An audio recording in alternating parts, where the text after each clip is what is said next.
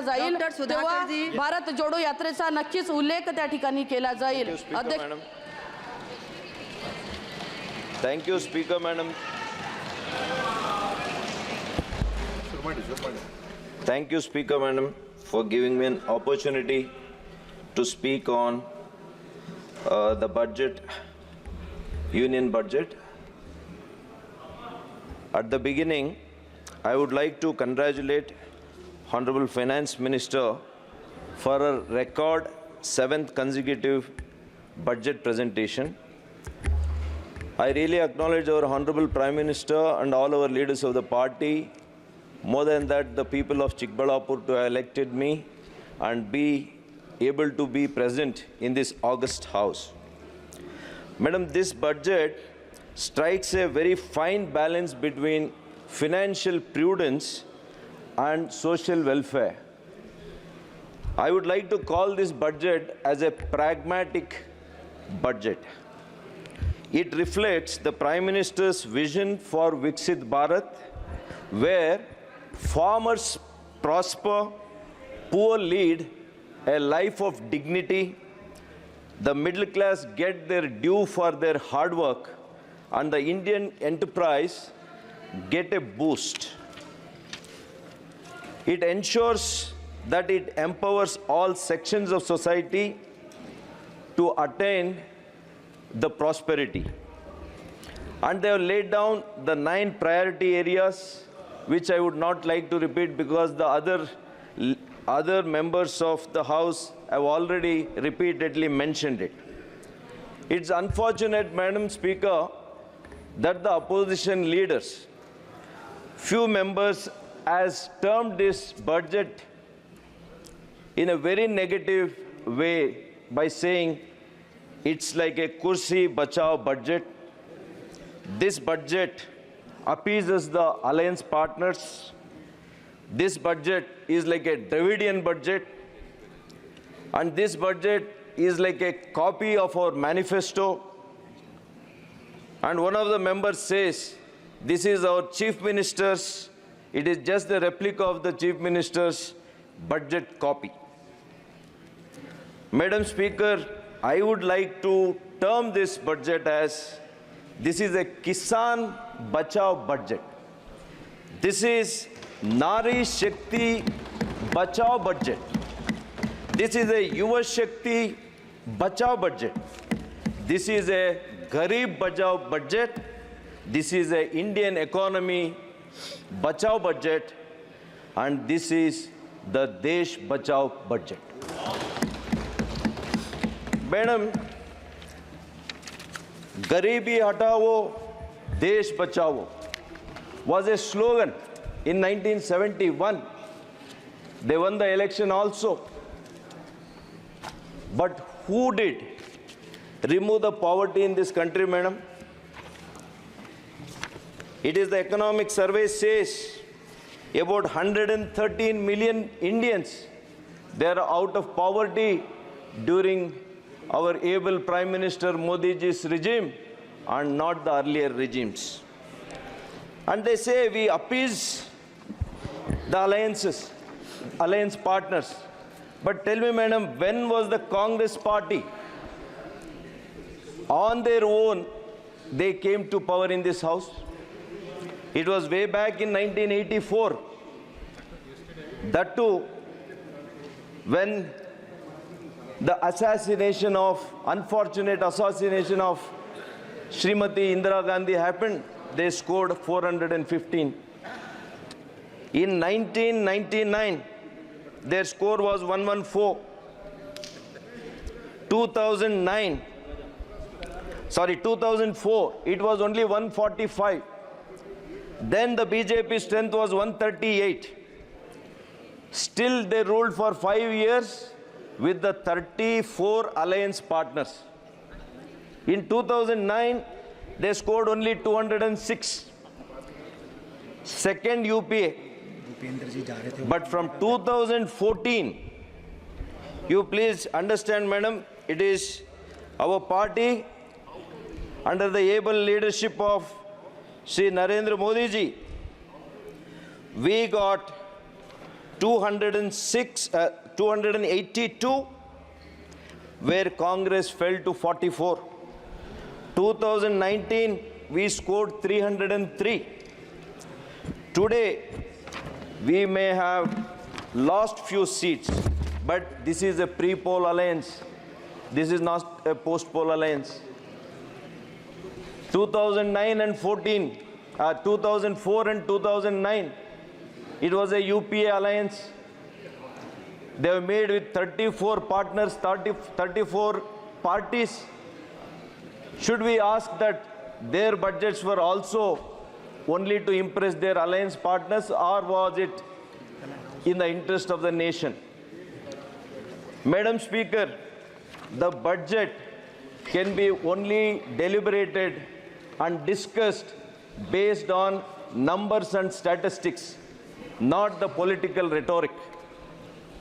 So based on that, when I said the farmers' welfare was the first priority of Modi ji's government, I will come with the facts and figures. The very first file that Prime Minister signed after assuming office for the third term was dedicated to the farmers, including the recently released 17th installment under Kisan Samman Yojana for the 11 crore farmers across the nation have received well over 3.24 lakh crores. This is the commitment towards farmers. Similarly, madam, during UPA's regime, what was the budget for agriculture? What was the budget they had allocated for farmers? It was only 22,000 crores in 2014. But today, Modi ji has increased its budget from 22,000 crores to 1,52,000 crores 24 budget. And they say, we are Kisan against budget. Similarly, in 2013 and 14, the UPA Sarkar, they extended 7 lakh crores as loans for the farmers then. But whereas Narendra Modi ji's government provided 19 lakh crores to the farmers today. Madam, we have experienced in this last regime a very unique situation. One is the COVID pandemic. The second one is the Russia-Ukraine conflict, because of which internationally the fuel prices, fertilizer prices, they increased globally. But Prime Minister Shri Narendra Modi ji ensured he did not pass any burden to our farmers. This is the commitment of farmers.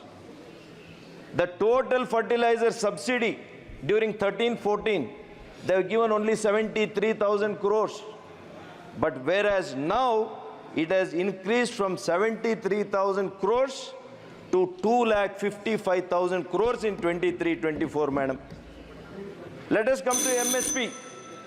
They're normally, madam, this is the first time I'm speaking. Please allow me 3-4 minutes. I will make very, very valid points based on statistics and numbers only. The MSP, madam, their pet subject. As a farmer's son, I would like to say this. The paddy price, madam, per quintal, they were giving 1,310 per quintal. But what is the increase that Modi ji's government gave, madam, today, 23-24? It is 67% increase, and per quintal we are giving 2,300 rupees.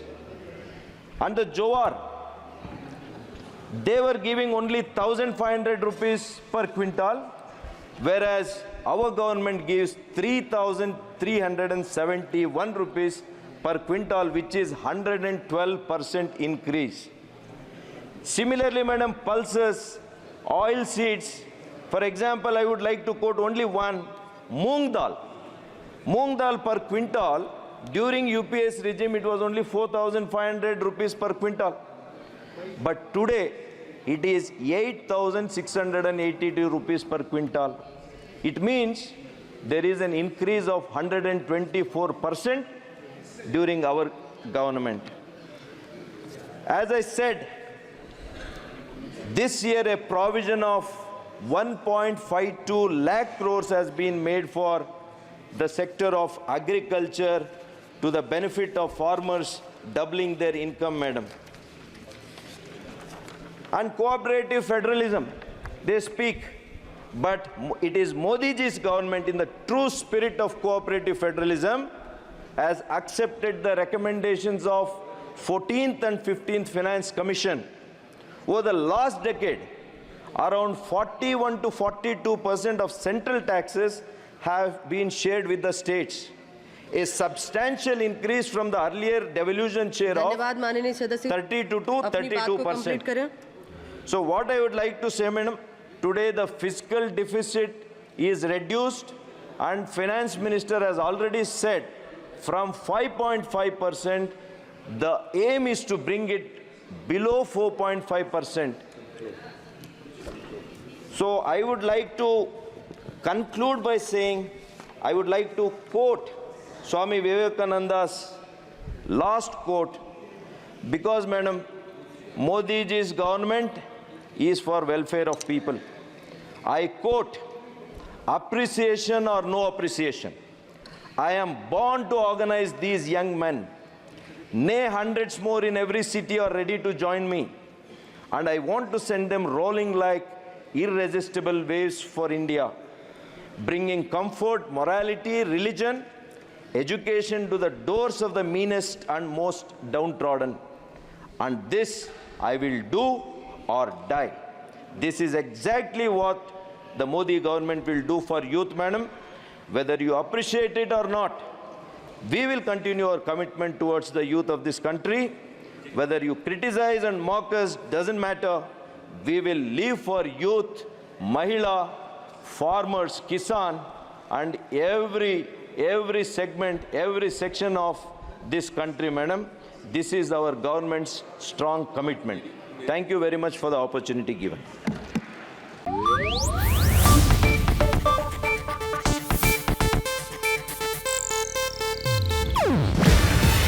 ಇದು Asianet news network ಪ್ರಸ್ತುತಿ. ನೀವು ನೋಡ್ತಿದ್ದೀರಾ Asianet ಸುವರ್ಣ news.